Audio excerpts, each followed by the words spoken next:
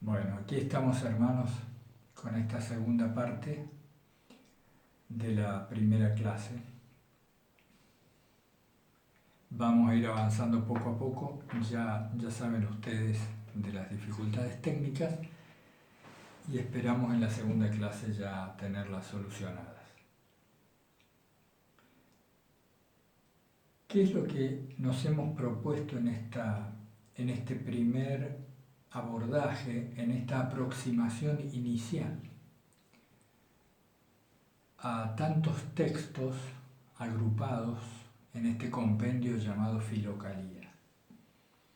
Son más de 2.500 páginas las que nos interesan en la recopilación de Nicodemo el Agiorita. Nos ha parecido bien sintetizar el aspecto fundamental de toda la antología para luego, en clases sucesivas, profundizar en cada monje y en cada escrito según el índice temático que les enviáramos oportunamente. Sintetizar Filocalía es una pretensión un tanto ambiciosa. Nosotros hemos tomado alguna nota y, como les decía en el video anterior, estamos hablando de gente que se tomó la búsqueda de Dios en serio. ¿Qué quiere decir esto? ¿Qué queremos decir con esto? Es gente para quien el encuentro con Dios, como presencia viva y real en sus vidas, y no como una mera entelequia o concepto mental, la presencia de Dios en sus vidas era lo más importante. Esto unifica a todos los escritos y a todos los monjes y autores de Filocalía. La búsqueda de Dios y el encuentro con el amado de sus vidas era lo más importante. ¿Qué es? ¿Qué significa que algo sea lo más importante en la vida de uno? Quiere decir que uno le dedica la cantidad de energía mayor, la mayor cantidad y calidad de atención, que uno vive para eso. Yo enfatizo en esto y usando un ejemplo que todos conocemos por propia experiencia o en todo caso por la experiencia de alguien cercano, que es la experiencia del enamoramiento. Quien más, quien menos, todos conocemos lo que significa estar enamorados. Quizás de niños, en la adolescencia o ya de mayores. Cuando uno se enamora, todas las energías se dirigen al objeto de nuestro amor. No en vano tantas canciones, tantas películas hacen alusión al no puedo vivir sin ti, quiero vivir solo para ti, tú eres lo único que me importa, etcétera, etcétera. Bien, en Filocalía están reunidos los escritos de enamorados de Dios, de quienes estaban profundamente enamorados de Dios. Y de algún modo, si nosotros nos hemos reunido para esto, para estudiar esos escritos y a ellos, es porque algo similar sentimos, salvando las distancias y con nuestras falencias, pero algo nos pasa, algo nos ha atraído a esto. ¿Qué es lo que sucede que en pleno siglo XXI, de la tecnología, de la comunicación instantánea y demás, haya un grupo de personas que quiere estudiar Filocalía? Esto es muy extraordinario, permítanme decirlo. y son varios. Creo que tenemos al día de hoy 25 inscriptos. No es poco. Es decir, hay un interés marcado en nosotros y en ustedes de acercarnos a esto. Entonces, estos enamorados de Dios, que son los monjes de Filocalía, nos dejan claves a lo largo de todos sus escritos, como si dejaran pistas en el camino para seguir lo que ellos vivían, para hacer lo mismo que ellos hacían. Esto es posible de ser hecho aún en la época actual, acomodando sus enseñanzas a nuestro cotidiano personal, a nuestra forma de vida actual, a la situación en que cada uno de ustedes se encuentra hoy en día.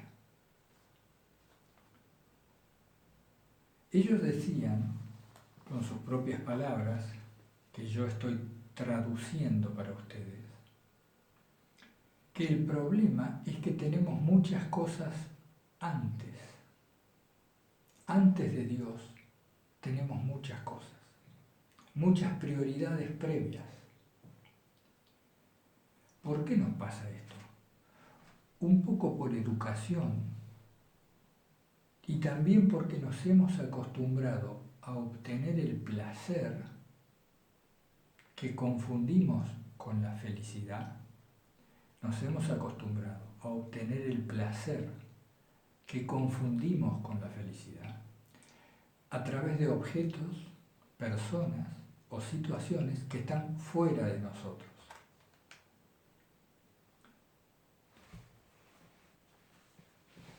Es decir, nuestra experiencia dice, en los años que cada uno tenga, que uno encuentra el placer en el contacto con objetos, con personas o con situaciones determinadas. Y que ese placer que confundimos con la felicidad no se encuentra en nosotros, sino que se encuentra precisamente en esos objetos, personas o situaciones. Y esto es muy difícil de rebatir. Fíjense con sinceridad.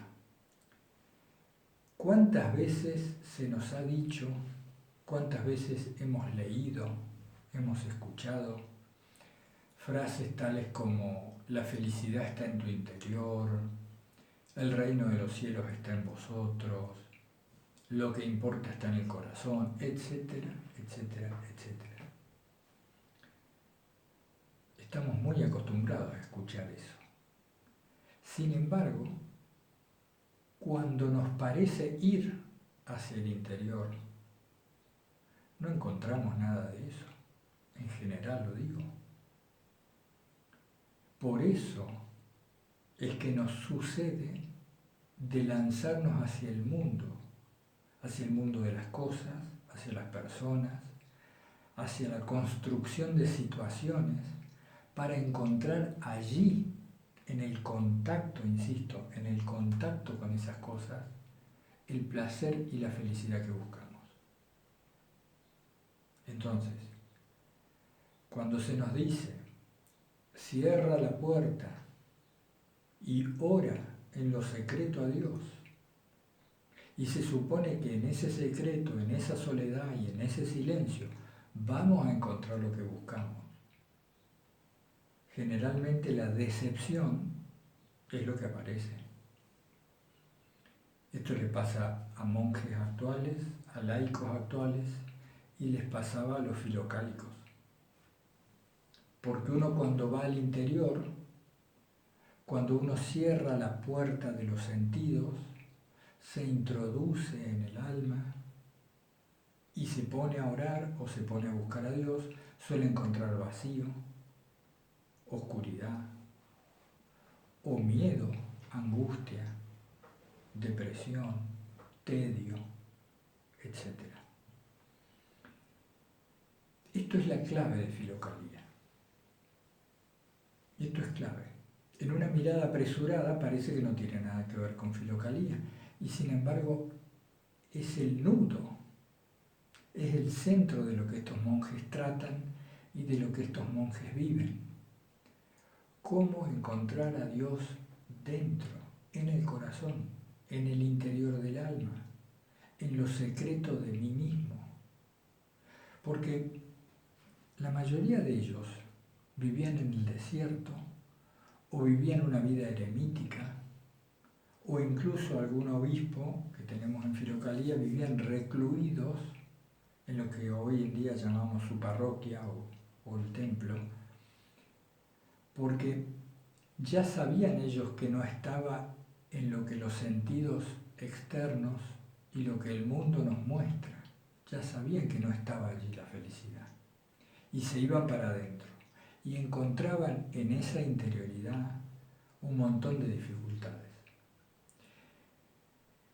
Es como si Dios, el sol que ilumina nuestra vida, viviera dentro nuestro, tal cual lo dice incluso el Evangelio, pero estuviera oculto y velado, tapado por un montón de capas que están antes.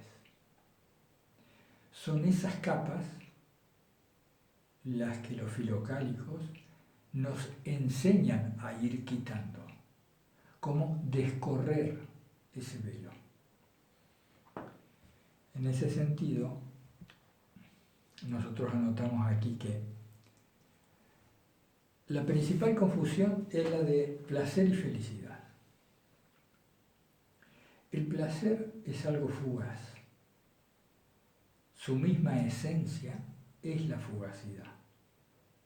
La felicidad, por el contrario, alude a un estado del alma. Pueden llamarle estado de bienaventuranza en un lenguaje más bíblico. Felicidad se usa más hoy en día. Un estado de bienestar inalterable, que no dependa de las vicisitudes ni de las circunstancias que atravesemos. Entonces, lo primero es diferenciar placer de felicidad. El placer está bien, no está mal en sí mismo, pero es fugaz y depende siempre del contacto con objetos o con personas o por vivir una determinada situación.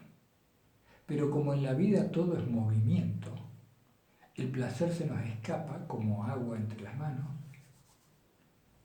Es imposible de fijar, de detener y de poseer el placer. Y el placer tiene otra característica, y es que es predominantemente físico. En todo caso puede ser predominantemente mental también. Sin embargo, la felicidad es un estado del alma. Es un fondo en el que podemos vivir la bienaventuranza que Jesús anuncia. De esto trata Filocalía. Y nos dan pautas muy claras que hay que saber desentrañar y saber leer entre líneas de lo que ellos nos escriben. Permítanme hacer esta última diferencia entre placer y felicidad. El placer siempre depende de un objeto. La verdadera felicidad es sin objeto. La verdadera felicidad nace desde el interior y se proyecta sobre todo lo demás, pero no necesita de nada para existir. En este sentido se ha usado muchas veces en la historia de la espiritualidad, varias veces creo, la analogía o la metáfora del sol y la luna. El sol brilla por sí mismo, no necesita de nada para tener luz. Esa es la felicidad. La luna es el placer, necesita siempre de otra luz para hacerse manifiesta. Vuelvo a interrumpir aquí por las cuestiones técnicas que ya hablamos y continuamos.